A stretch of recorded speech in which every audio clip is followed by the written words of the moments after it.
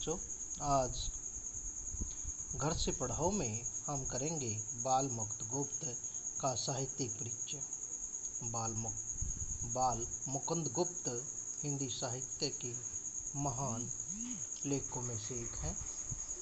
इनका जन्म सन 1865 गांव गुड़ियानी, जिला रोहतक, हरियाणा में हुआ।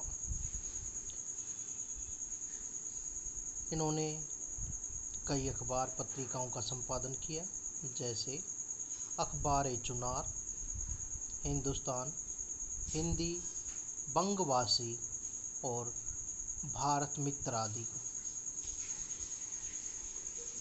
इनकी प्रमुख रचनाएं हैं शिव शंभू के चिट्टे और खत, खेल तमाशा। इनकी मृत्यु सन 1907 में हुई। साहित्यिक विशेषताएं: गुप्त जी की आरंभिक शिक्षा उर्दू में हुई।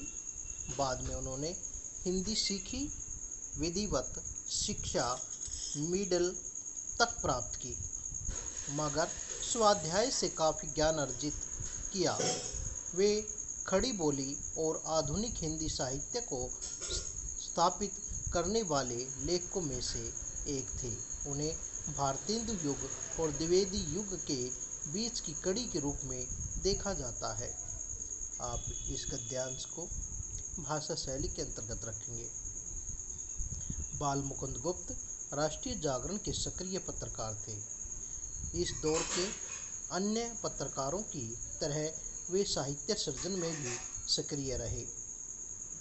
पत्रकारिता उनके लिए स्वाधीनता संग्राम का हथियार थी।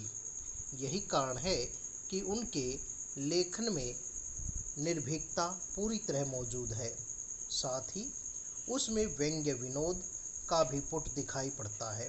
उन्होंने बांग्ला और संस्कृत की कुछ रचनाओं के अनुवाद भी किए। वे शब्दों के अद्भुत पारखी थे। अस्थिरता शब्द की शुद्धता को लेकर उन्होंने महावीर प्रसाद द्विवेदी से लंबी बहस की। इस तरह के अन्य अनेक शब्दों पर उन्होंने बहस चलाई।